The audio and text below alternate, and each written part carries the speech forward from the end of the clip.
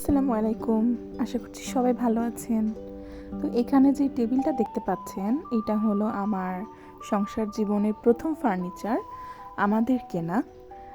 তো এইটা আমি প্রথমে ব্যবহার করতাম আমার ক্রোকারিজগুলো রাখার জন্য। তো এরপরে যখন আমার শোকেসটা কেনা হলো, ক্রোকারিজগুলো তো সেখানে শিফট করলাম।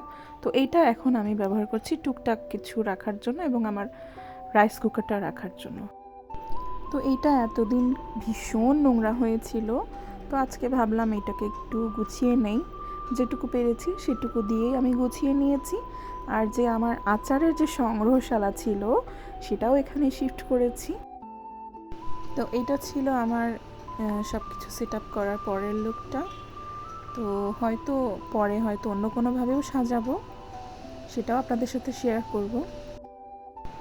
আর এখানেই আমার ছোট্ট ব্লগটা শেষ করছি। গল্প হবে আবারও অন্য কোনো ভিডিওতে। নিজেদের খেয়াল রাখবেন। আল্লাহ হাফেজ।